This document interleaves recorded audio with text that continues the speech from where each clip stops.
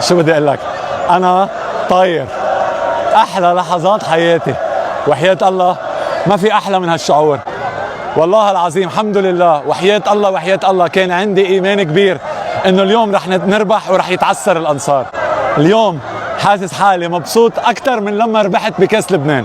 والله العظيم كان عندي هالاحساس وكان عندي هالاطمئنان، وان شاء الله بهيدا الوحش وبهيدا البطل ان شاء الله هو رح يجيب لنا البطوله هو وكل الشباب. حبيب قلبي يا احمد، باقي لنا مباريتين بدنا نموت على ارض الملعب وبدنا نجيبهم للمباريتين باذن الله.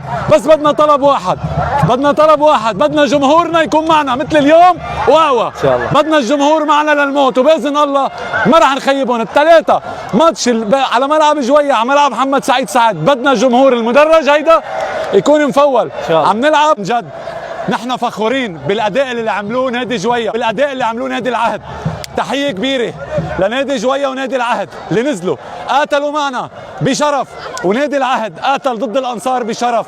هيك الفوتبول بيتطور بلبنان. شكر كتير كبير لوائل سعد ووسام سعد وباسل سعد. بنتقاتل على ارض الملعب بس هن اوادم ولاد ناس وبنحبهم وبنحترمهم، واي اساءه لهم هي اساءه لإلي، وبنتشكرهم على استضافتهم. ما حسينا الا ببيتنا.